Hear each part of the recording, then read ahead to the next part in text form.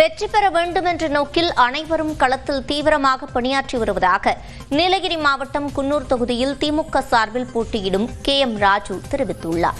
News 18 candid with candidate நிகழ்ச்சியில் அவர் தெரிவித்த கருத்துக்களை கேட்கலாம். சட்டமன்ற தேர்தலில் போட்டிடுறீங்க.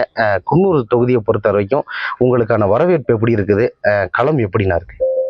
ஆக்சுவலாக ஒன்று சொல்லணும். எங்களை பொறுத்தளவு எங்களுக்கு கூட்டணி பலம் தலைவர் நல்ல கூட்டணி ஏற்படுத்தியிருக்காரு ஒன்று.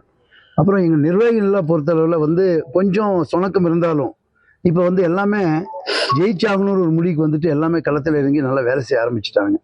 எங்களை பொறுத்தளவில் குழியும் பள்ளமும் மேலும் இருக்குது. தொகுதி பொறுத்தளவு எல்லா இடத்துக்கும் போகிறப்போ சாயங்காலம் ஒரு 10 மணி வரைக்கும் ஜனங்களை சந்திக்கிறோம்.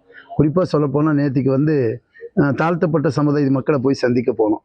போகிறப்போ ஒரு மலைப்பகுதி, அந்த இடத்துல இரவு 9-9:30 மணி கூட நம்ம வேட்பாளர் வருவார்னு சொல்லி காத்துட்ருக்காங்க.